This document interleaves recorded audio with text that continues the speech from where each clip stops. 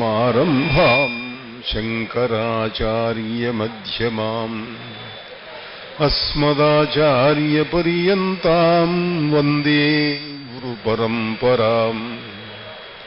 శ్రీమత్సిద్ధేశ్వరీపీఠస్థాపకం మహిమాన్వితం కుర్తాళమఠయోగీశం మౌనస్వామినమాశ్రయే. జగన్నాథుడైన నారాయణునకు, జగద్గురువైన శంకరులకు, కుర్తాళ సిద్ధేశ్వరీ పీఠ వ్యవస్థాపకులైన మౌనస్వామికి అంజలి ఘటిస్తున్నాను. సమాధి శివలింగేయత్ లోచనద్వయమీక్షితం నమామితం యోగిరాజం మౌనస్వామి యతీశ్వరం. మహనీయుడైనటువంటి మౌనస్వామి హిమాలయ యోగి.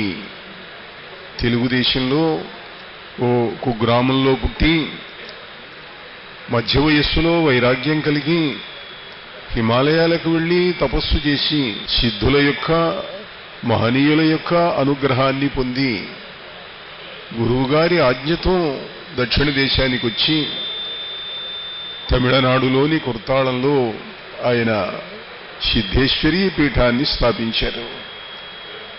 25,000 సంవత్సరాల క్రింద వారి గురువుగారు అచ్యుతానంద సరస్వతి స్వామికి అవతరించిన సిద్ధేశ్వరీదేవి గురు కృప వల్ల ఆయనతో కుర్తాళానికి వచ్చింది. పరమేశ్వరి యొక్క అనుగ్రహం వారి సమాధి మీద స్థాపించినటువంటి శివలింగం, దానికి అభిషేకం చేస్తుంటే జ్యోతిర్మయమైనటువంటి 2 లోచనాలు దాంట్లో నుండి కనిపించినాయి.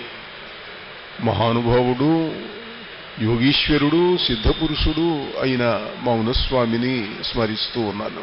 భాగవతం ఆంధ్రుల యొక్క ఒక పుణ్య పరిపాక విశేషంగా పోతన గారు తీసుకొచ్చారు. విశ్వనాథ సత్యనారాయణ గారు కవి సమ్రాట్, ఆంధ్ర ప్రభుత్వ ఆస్థాన కవిగా ఉన్నటువంటి వారు, చేసిన వారు. ఆంధ్రలో మహనీయులైనటువంటి కవులను గురించి ఒక పద్యం రాశారు ఆయన. ఋషి వంటి నన్నయ్య రెండవ వాల్మీకి, తిక్కన్న శిల్పపు తినుగు తోట, ఎర్రన్న సర్వమార్గేచ్ఛా విధాతృండు, పోతన్న తెలుగుల పుణ్యపేటి, శ్రీనాథుడు రసప్రసిద్ధ ధారాధుని కృష్ణరాయడనన్యకృతి ప్రబంధ. ఇలా పోతన్న తెలుగుల పుణ్యపేటి అన్నాడు ఆయన. మిగిలిన వాళ్ళందరూ మహామహులు, మహనీయులు, ఋషి వంటి వారు, తపస్సంపన్నులు, యోగులు.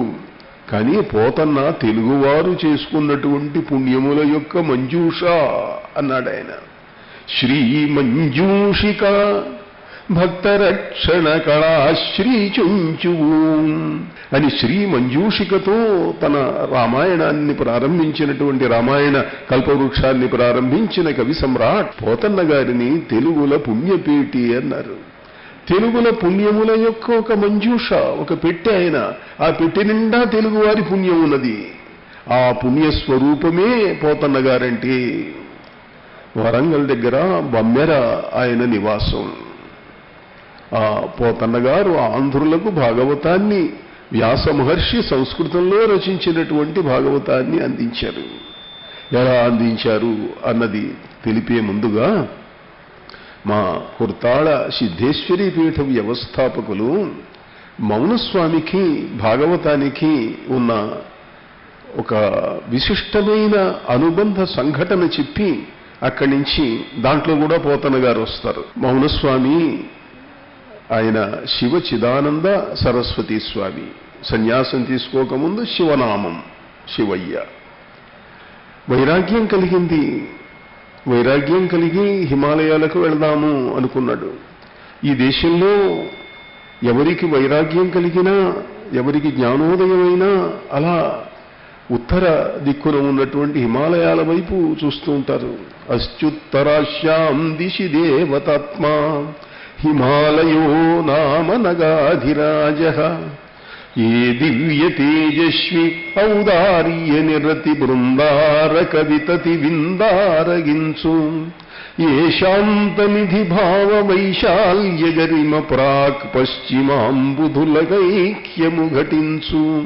అటువంటి హిమాలయాలకు వెళ్ళాలి. అక్కడ సిద్ధులుంటారు, యోగులుంటారు, మహనీయులుంటారు. వాళ్ళ అనుగ్రహం కలిగితే జీవితం తరిస్తుంది అనుకొని ఆయన అలా బయలుదేరాడు. బయలుదేరి వెళ్తూ వెళ్తూ నైమిషారణ్యం వెళ్ళాడు. నైమిషారణ్యంలో మహర్షులు తపస్సు చేసిన చోట్లవి, యజ్ఞాలు చేసిన చోట్లు. 12 ఏళ్ళు 100 ఏళ్ళు యజ్ఞాలు చేసేవాళ్ళు నైమిషారణ్యంలో. వ్యాసుని గద్దె అని ఇప్పటికి కూడా ఉన్నది.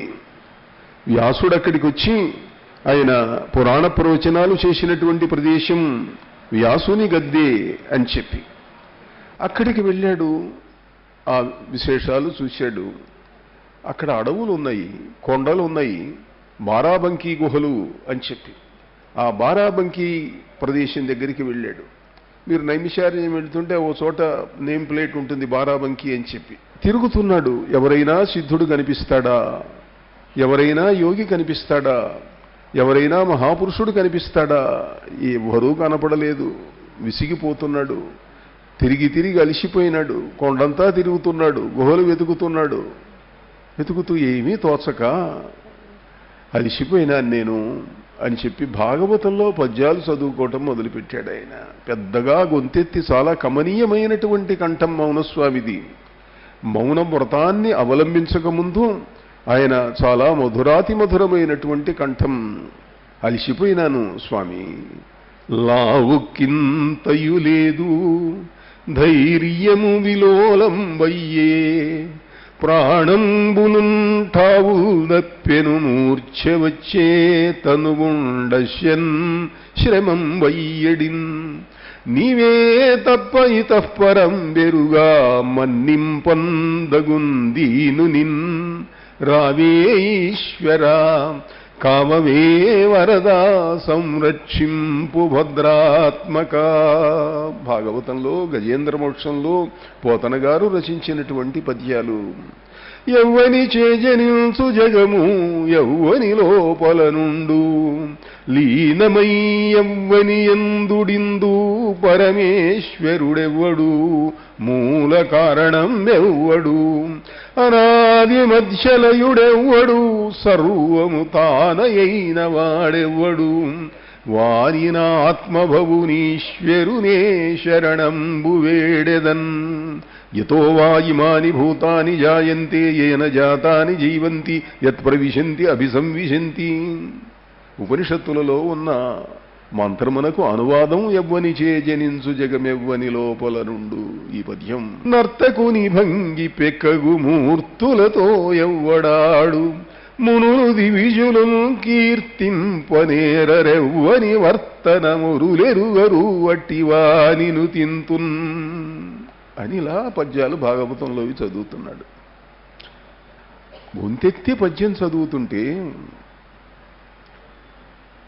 ఉన్నట్టుండి ఒక గుహలో నుండి ఒక వ్యక్తి బయటికి వచ్చాడు. పొట్టిగా ఉన్నాడు, దిగంబరుడు, ఒళ్ళంతా రోమాలున్నాయి. ఎవరయ్యా నువ్వు? తెలుగువాడిలాగా ఉన్నావు, పద్యాలు బాగా చదువుతున్నావు, చాలా కమ్మగా ఉన్నాయి, ఈ పద్యాలు బాగున్నాయి. ఎవరివి ఈ పద్యాలు? నీ పేరేమిటి అని అడిగాడు. నా పేరేదో శివయ్య అండి, తెలుగువాడినేనండి. పద్యాలు బాగున్నవయ్యా, ఎవరివి ఈ పద్యాలు? ఇవి పోతన గారి భాగవతంలో వండి. తెలుగుదేశంలో పోతన గారి పద్యాలు చదవని వాళ్ళు ఉంటారండి. ఏ కష్టం వచ్చినా గజేంద్ర మోక్షం, అమ్మాయికి పెళ్లి కావాల్సి వస్తే రుక్మిణీ కళ్యాణం, ఇలా తెలుగు భాగవతంలో పద్యాలు చదువుకుంటామండి అన్నాడు. అట్లనా? పోతన్నా రాశాడా? ఎవరా పోతన్నా? ఎన్నేళ్ల కింది వాడు? 400 ఏళ్ల కింది వాడండి. అంటే ఈ సంఘటన జరిగి 100 ఏళ్ళు దాటింది కనుక 400 ఏళ్ల కింది వాడండి. 400 ఏళ్ల కిందివాడా? నాకు తెలియదులే, నేను ఇక్కడికి వచ్చి 1000 ఏళ్ళు అయింది, అందువల్ల నాకు తెలియదు అన్నాడు. 1000 ఏళ్ళు అయిందా? 1000 ఏళ్ళు ఎట్లా జీవించి ఉన్నారు స్వామి మీరు? మీ పేరేమిటి? నా పేరు వెంకటాచల యోగి. మహనీయుడైనటువంటి వ్యాస భగవానుని శిష్యులు పైలుడు, వైశంపాయనుడు, జైమిని, సుమంతుడు 4 వేదములను పఠించినటువంటి వారు. ఆ సుమంతుడు అధర్వణ వేదంలో ప్రత్యేకమైన కృషి చేశారు. అధర్వణ వేదం మహామహిమాన్వితమైనటువంటి మంత్రములకు నిలయం. ఆయన శిష్యులు ఒకరు నాకు ఈ దివ్య శక్తిని అనుగ్రహించారు. అందువల్ల నేను 1000 ఏళ్ల నుంచి జీవించి ఉన్నాను. హిమాలయాలలో ఇప్పటికి కూడా కొన్ని వందల వేల సంవత్సరాల వయస్సుతో ఉన్నటువంటి వాళ్ళు ఉన్నారు. భౌతిక శరీరాలతో ఉన్నటువంటి వాళ్ళు ఉన్నారు. వాళ్ళను ఇటీవలి కాలంలో కూడా 20వ శతాబ్దం 21వ శతాబ్దంలో కూడా చూసినటువంటి వాళ్ళు, మాట్లాడిన వాళ్ళు ఉన్నారు. థియోసాఫికల్ సొసైటీ స్థాపించినటువంటి మేడం బ్లావెట్స్కి హిమాలయాలలో అత్యంత రహస్య ప్రదేశంలో సిద్ధాశ్రమం ఉన్నది. ఆ సిద్ధాశ్రమంలో ఉన్న కొంతమందిని ఆమె చూడగలిగింది.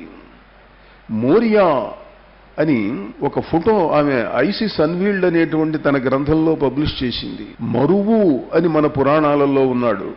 మరువు, ఆ వాతాపి, మరువు మొదలైనటువంటి వాళ్ళు ఇప్పటికి కూడా 5000 సంవత్సరాలు 6000 సంవత్సరాల వయస్సుతో హిమాలయాలలో భౌతిక శరీరాలతో ఉన్నటువంటి వాళ్ళు. ఆ మరువుతో ఆమె మాట్లాడింది.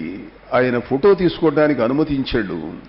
మోరియా అన్న పేరుతోటి ఆమె ఆ ఫోటోను ఐసిస్ అన్వీల్డ్లో పబ్లిష్ చేసింది.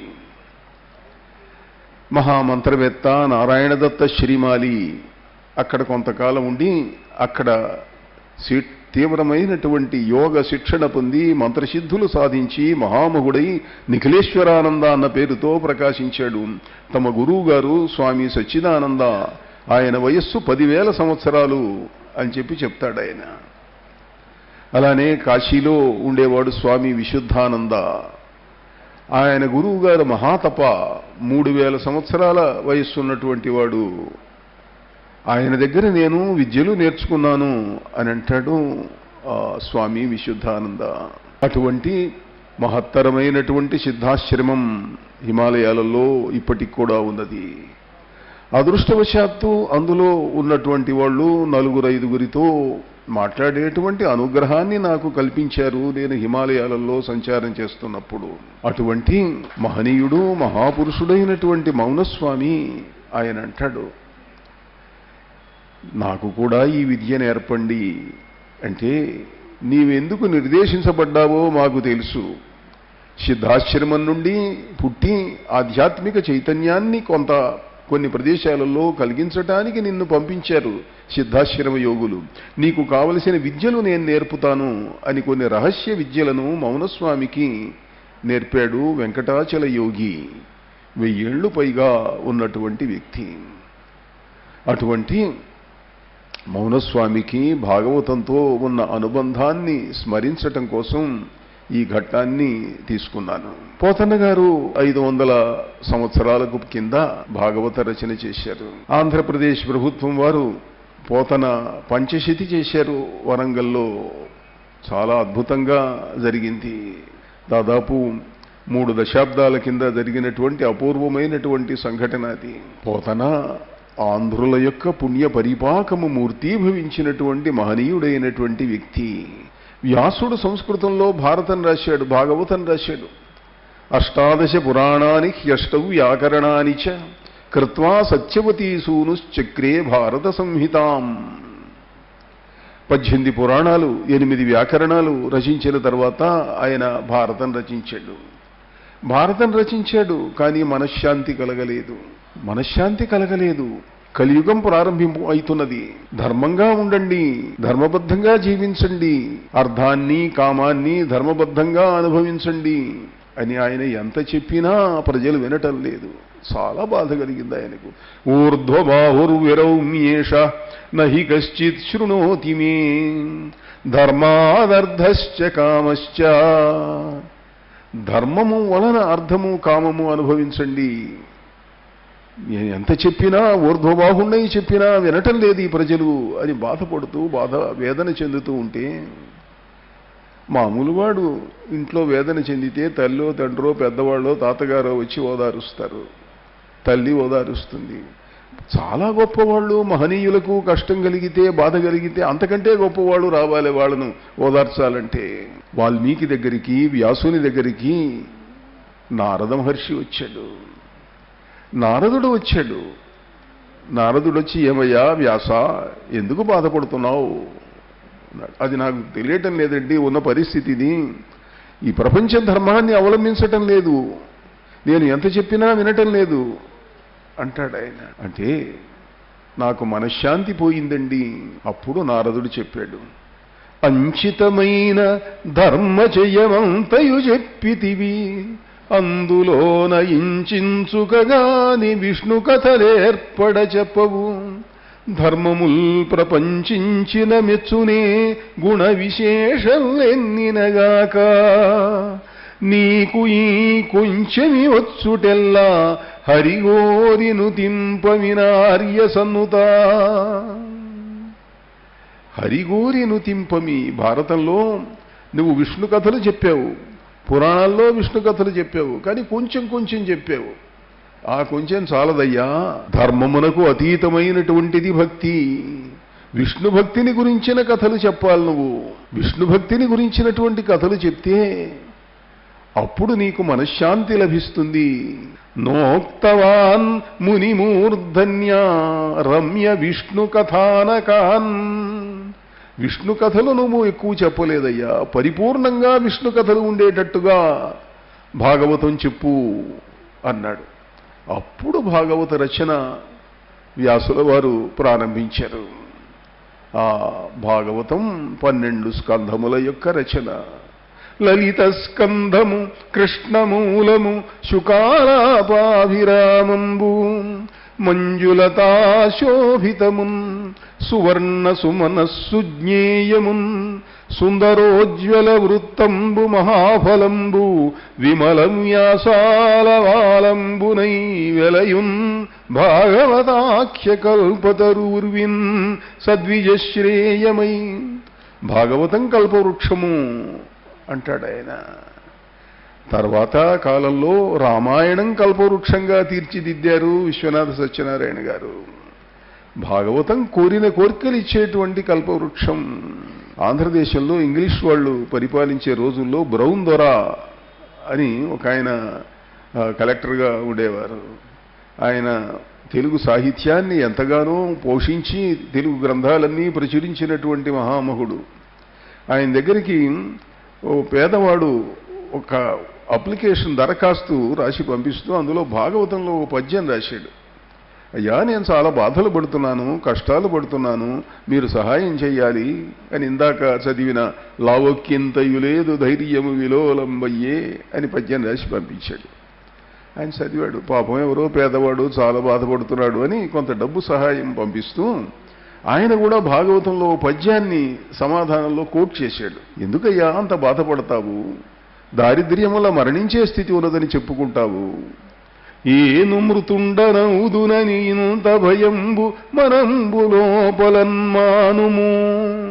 భాగవతంలో ఉన్న పద్యం. ఏను మృతుండనౌదునని ఇంత భయంబు మనంబు లోపలన్మానుము. సంభవంబు గల మానవ కోట్లకు చావునికమౌగాన హరిందలంపుము. ఇక కల్గదు జన్మము నీకు ధాత్రిపై మానవనాథ, పొందెదవు మాధవలోక నివాస సౌఖ్యముల్. మరణిస్తానని బాధ ఎందుకు పడతావయ్యా? ఏం మరణిస్తే ఏమవుతుంది? మరణించక తప్పదు కదా ఎవరికి.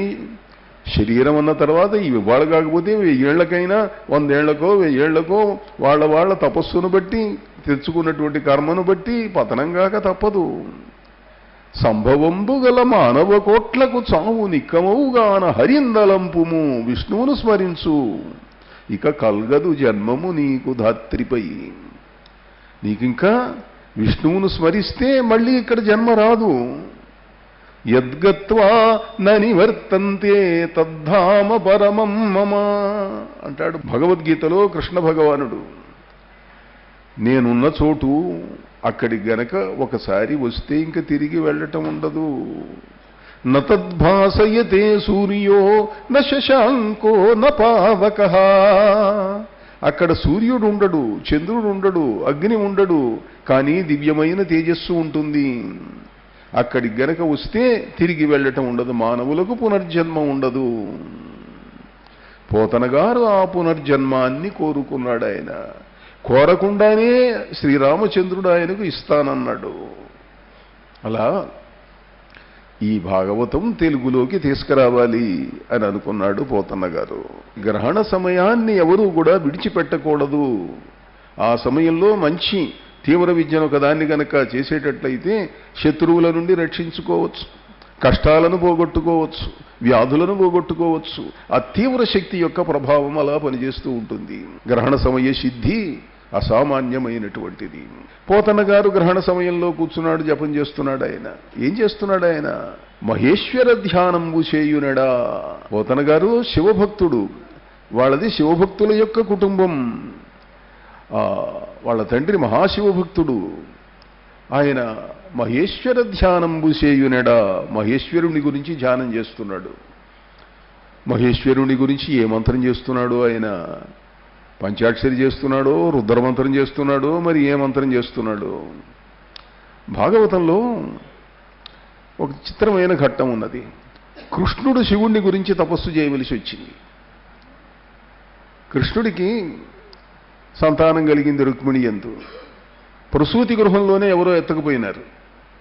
ఎక్కడికి ఎత్తుకుపోయినారో తెలియనట్లుగా నటించాడు కృష్ణుడు. ఏమో ఎవరు ఎత్తుకుపోయినారు, అందరూ బాధపడుతున్నారు, నాకు తెలియదన్నాడు ఆయన. లీలా మానుష విగ్రహుడు కనుక లీలలు ప్రదర్శిస్తున్నాడు ఆయన. చాలా సంవత్సరాలు గడిచింది, పిల్లలు పుట్టలేదు. జాంబవతి అష్టమహిషులలో ఒకరు. ఆమె కృష్ణుడి దగ్గరికి వెళ్ళి, స్వామి నాకు సంతానం కావాలి, పిల్లలు కావాలి నాకు అన్నది.